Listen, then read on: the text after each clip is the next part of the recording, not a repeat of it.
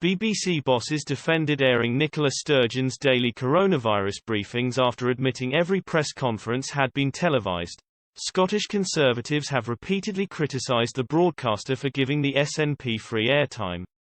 They claim the Scottish Government has exploited the coronavirus pandemic to host regular televised briefings.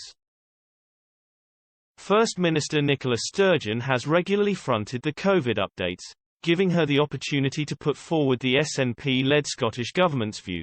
Speaking to the Scottish Affairs Select Committee at Westminster today, the BBC admitted every press conference held by Ms Sturgeon had been broadcast to the public.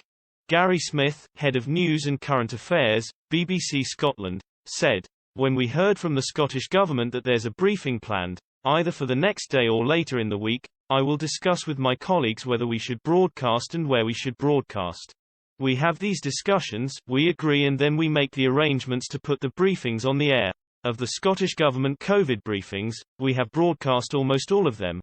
I think there was one briefing during the election which we didn't broadcast on either BBC One Scotland, or BBC Scotland. It was broadcast, at least part of it, on the news channel."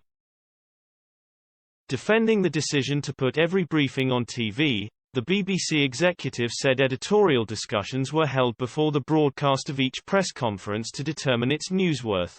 He said, "We have conversations with the people that organise them within the Scottish Government beforehand about the main themes, in exactly the same way as my colleagues in Network News has about what is going to be in UK government briefings."